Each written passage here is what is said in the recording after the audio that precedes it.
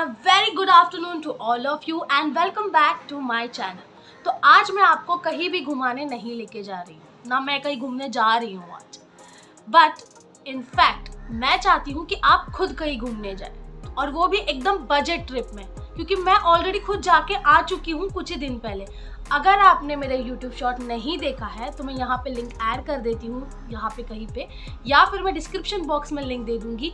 जाइए, विजिट कीजिए, लाइक कीजिए, कमेंट कीजिए और देखिए मेरी जर्नी आपको कैसी लगी और मुझे बताइए कि आपको मेरी जर्नी कैसी लगी। वो भी शॉर्ट्स मैंने लिए थे पूरे जर्नी में, जितना मुझे हुआ मैं यहाँ थोड़ा साइड में खिसक जाती हूँ और मैं यहाँ पे उनको साइड में अपलोड करती रहूँगी, तो आप यहाँ भी देख लीजिए। लेकिन उसकी पूरी एक अच्छी सी जर्नी मैंने ऑलरेडी यूट्यूब शॉर्ट्स में अपलोड कर रखी है, उसको भी देखिए। और कुछ भी स्टार्ट करने से सबसे पहले, इसके पहले जो मेरा वीडियो था राखी मैम और आदिल सर वाला, उसको आप सबने इतना सारा प्यार दिया, इतने सारे व्यूज़, इतने सारे लाइक्स और इतने प्यारे प्यारे आप सबके कमेंट्स थे। मुझे देखकर बहुत अच्छा लगा, बहुत मोटिवेशन मिला, क्योंकि अभी इस टाइम में मोटिवेशन की ज़रूरत होती है ऐसा कुछ ट्राई करने के लिए, क्योंकि इतनी ज़्यादा कंपटीशन हो गई है तो कभी कभी ऐसा डाउट आता है सबके मन में।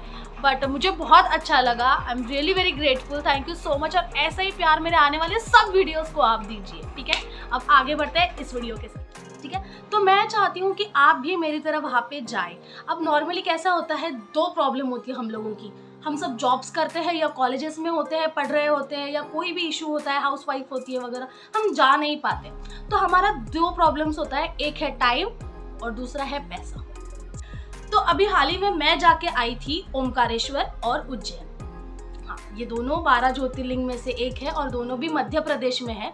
मध्य प्रदेश जाने का मेरा रीज़न कोई और था। मेरी जो मॉम है वो नर्मदा परिक्रमा करने गई थी। अगर आपको नर्मदा परिक्रमा क्या है कि ये सब जानने में इंटरेस्ट है तो मुझे प्लीज़ बताइएगा, कमेंट बॉक्स में बताइए या मुझे पर्सनल इंस्टाग्राम पे बताइए। अगर आप मुझे जानते हैं तो व्हाट्सएप पे बताइए, लेकिन मुझे बताइए कि आप जानना चाहते हैं तो मैं उसके ऊपर भी एक अलग से व्लॉग बना दूँगी।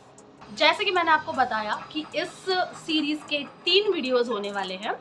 तो पहले वाला वीडियो जो आज का वीडियो है वो है 3 जगहों के ऊपर, एक ही आसपास ही है वो वीडियो है ओमकारेश्वर को लेकर, ठीक है। यहाँ पे मैं जो मेरे पास क्लिप्स है वो सब ऐड करते जाऊंगी। तो मैं आपको बताती हूँ ओमकारेश्वर जाना कैसे। देखिए, अब ओमकारेश्वर जाने के लिए यहाँ से डायरेक्ट ट्रेन नहीं है, तो CST, Lokmanya Tilak terminus, Mumbai central, ये तीनों जो जगह है, जो मेन स्टेशन है, वहाँ से आपको जाना पड़ता है आइदर खंडवा और इंदौर।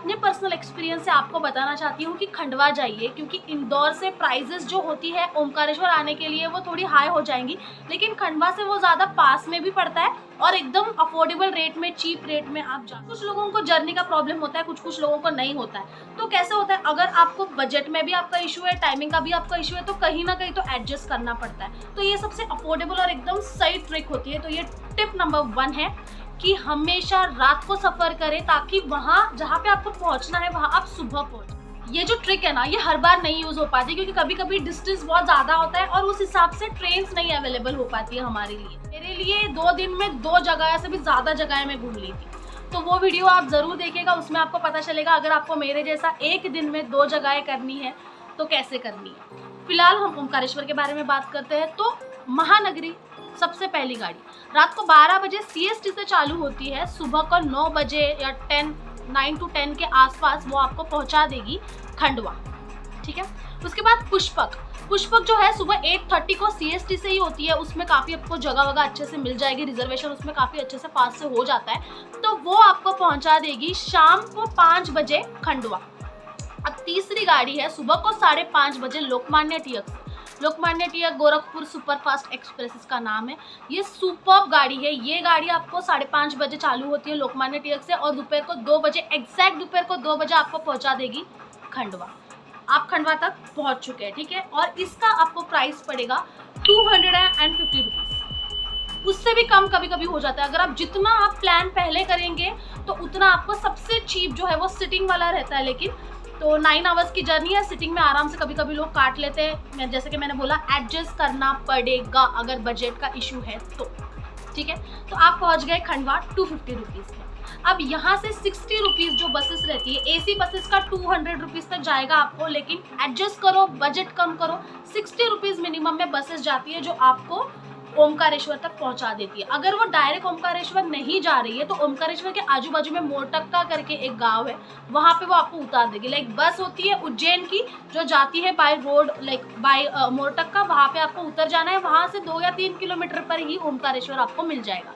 तो इस हिसाब से आपको वहाँ पे प्लानिंग करनी पड़ती है। महाराष्ट्र जैसी गवर्नमेंट बसेस मध्य प्रदेश में नहीं है, एटलीस्ट इन जगहों पे तो मैंने एक बार भी नहीं देखी। यहाँ पे ट्रैवल्स चलती है और ऐसी जो हम टमटम हम लोग बोलते हैं वैसा भी बहुत कम रहता है, शेयरिंग रिक्शा, टमटम नहीं, तो वो भी वहाँ पे बहुत कम रहता है और ज़्यादा ही पैसे लेते हैं। बट मिनिमम 60 रुपीज़ में आप ओमकारेश्वर खंडवा से पहुँच जाएंगे। यहाँ पे बहुत अच्छा है। ओमकारेश्वर में सबसे फेमस है जय गजानन आश्रम, ठीक है।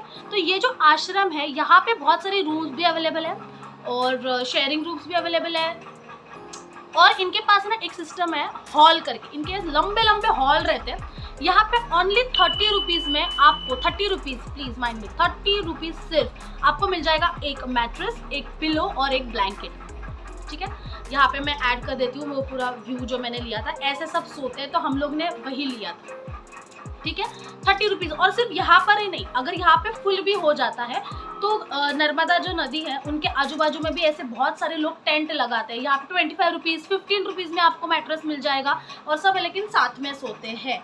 अगर आप सोलो जा रहे हैं या मेरे जैसे सिंगल फीमेल वगैरह आप जा रहे हैं तो आप इनको अवॉइड करें, थोड़ा अपना बजट हमेशा ज़्यादा ही रखें। लेकिन अगर आप फ्रेंड्स के साथ, ग्रुप के साथ जा रहे हैं तो कोई इसमें इशू नहीं, मुझे तो नहीं। अब आप रात का आपका हो गया, अब 50 रुपीज़ में वहाँ पे थाली मिल जाती है। खाने का बंदोबस्त 40 to 50 रुपीज़, 50 रुपीज़ भी बहुत ज़्यादा हो गया। वहाँ पे आपको पूरा थाली खाना वगैरह, ऐसे नॉर्मल ढाबे टाइप शॉप्स रहते हैं, वहाँ पे आपको मिल जाएगा 50 रुपीज़ का। अब आपको क्या करना है, सुबह सुबह निकलना है नर्मदा नदी में स्नान करने के लिए। दूसरे दिन सुबह सुबह निकलेंगे नर्मदा नदी में स्नान करने के लिए। पूरा अंधेरा अंधेरा सा रहता है, वहाँ पे चेंजिंग के लिए भी थोड़ी जगह है, लेडीज़ के लिए भी, लेकिन ओपन ही है, तो उस हिसाब से जाइए। या फिर आप जिस आश्रम में रह रहे हैं वहाँ पे ही कर सकते हैं आप स्नान। लेकिन नर्मदा नदी में स्नान करने का अलग ही पुण्य रहता है, लोग दूर दूर से उनमें नहाने के लिए आते हैं। अगर आप लेडीज़ हैं तो सुबह सुबह जल्दी जाइए, तो आपको भी ऑकवर्डनेस नहीं। नर्मदा नदी में स्नान करने के बाद टाइम आता है ओमकारेश्वर जी का दर्शन। जल्दी जल्दी सुबह जाने का ट्राई करिए। उसके बाद वहीं पर आपको ज़्यादा दूर जाने की भी ज़रूरत नहीं है, वहाँ पे लोगों को पूछने का और जाने का, दूसरे भगवान का दर्शन, मतलब दूसरे मंदिर में ममलेश्वर, उनका भी कोई सीन नहीं है, कोई पैसा नहीं लगेगा जाने के लिए। वॉकिंग डिस्टेंस पर आप जा सकते हैं, आराम से बात करते करते, टहलते टहलते, पूछते पूछते जाइए, ममलेश्वर का दर्शन लीजिए। उसके बाद जो मैंने आपको बोला था मंदाता परिक्रमा की बात आती है। अब मंदाता परिक्रमा आप अकेले भी कर सकते हैं, लेकिन कोई साथ में रहेगा तो बेटर है। 2 तरीके करने के, वॉकिंग, बाय वॉकिंग। तो वॉकिंग के हिसाब से वहाँ पे 6 to 7 किलोमीटर का ट्रैक टाइप, थोड़ा सा ट्रैक टाइप रहेगा। और बोट से भी जा सकते हैं, तो अगर बोट से करना है तो ये बोट का मैं यहाँ पे थोड़ा सा व्यू डाल देती हूँ। तो बोट से अगर आपको करना है तो इसका 300 रुपीज़ पर पर्सन चार्ज रहता है और थोड़े टाइम में ये हो जाता है, पूरा परिक्रमा हो जाता है। और ओमकारेश्वर भगवान को इसी के वजह से ओमकारेश्वर कहा जाता है, क्योंकि आप जब जाएंगे ना तो आप पूरा उनको देखेंगे, पूरा ओम के शेप में ये पूरा मंदिर है। ऊपर से जब ड्रोन व्यू अगर मेरे पास होता तो मैं ज़रूर करती, तो भगवान की कृपा से जल्दी मेरे पास ये सब भी आ जाए ताकि मैं आपको ऐसे सब भी दिखा सकूं। गजानन आश्रम या नर्मदा जहाँ पे ये सब है स्थित, वहाँ से 500-600 मीटर्स या 1 किलोमीटर से भी एकदम कम में जो है स्टैंड आता है, वहाँ से बसेस जाएंगी खंडवा के लिए वापस। इंदौर से भी आप वहाँ से जा सकते हैं, लेकिन फिर टिकट का थोड़ा ऊपर नीचे हो जाता है। लेकिन खंडवा से एग्जैक्टली 255 रुपीज़ में आपको रिटर्न का टिकट मिल जाएगा। और ये मैं टिकट की बात नहीं कर रही हूँ, मैं जनरल की बात नहीं कर रही, मैं रिजर्वेशन की बात कर रही हूँ। 255 रुपीज़ या 250 रुपीज़ या मैक्स टू मैक्स 300 तक आपको रिजर्वेशन मिल जाता है रिटर्न आने का। मैं आपको जनरल का टिकट नहीं बता रही, अगर आप जनरल से जाने के लिए रेडी है तो आपको 150 या 160 रुपीज़ में आप चले जाएंगे। मैं रिजर्वेशन की ही बात कर रही हूँ यहाँ, ओके। तो इस हिसाब से आप खंडवा पहुंच जाएंगे वापस। 60 रुपीज़ to 70 रुपीज़ दे के खंडवा पहुंच गए। वहाँ से रिजर्वेशन अपना ऑलरेडी हो चुका है, ऑनलाइन किया हो या वहाँ पे डायरेक्ट विंडो पे भी हो जाता है। वहाँ पे आने के टाइम पे आपको शाम को भी गाड़ियाँ मिल जाएंगी, लेकिन अगर आप अच्छे से आना चाहते हैं तो सुबह में जो दूसरे दिन अगर आप रह लेंगे एक और दिन तो ठीक है, नहीं तो फिर शाम में भी आपको गाड़ी मिल जाएगी। कामयानी मिल जाती है, पुष्पक भी मिलती है रिटर्न आने के टाइम। तो इस तरीके से आप सिर्फ 800 रुपीज़ के अंदर ओमकारेश्वर, ममलेश्वर और मंदाता परिक्रमा करके रिटर्न आ सकते हैं। 2 दिन की छुट्टी सैटरडे संडे में भी आप जाके आ सकते हैं। अच्छी तरीके से घूमना हो जाता है, एक थोड़ा सा ब्रेक मिल जाता है, फ्रेशनेस हो जाता है लाइफ में और काफ़ी अच्छा भी लगता है, पीसफुलनेस लगता है ये सब करने के बाद। गाइस आज के लिए इतना ही, इस वीडियो के लिए इतना ही, आज के लिए नहीं, इस वीडियो के लिए इतना ही। आपको ये वीडियो कैसा लगा मुझे कमेंट बॉक्स में ज़रूर बताइए। प्लीज़ वीडियो को लाइक करना मत भूलिए, मेरे चैनल को सब्सक्राइब कीजिए अगर आप नए हैं तो। अगर आपने ऑलरेडी सब्सक्राइब कर लिया है तो बेल आइकन दबाना मत भूलिएगा, ताकि आपको पता चले जब मेरा नेक्स्ट वीडियो आएगा तो वो कब आने वाला है और कैसा होने वाला है। तो आज के लिए इतना ही, फिर मिलती हूँ आपसे एक नए वीडियो में। तब तक के लिए बाय बाय।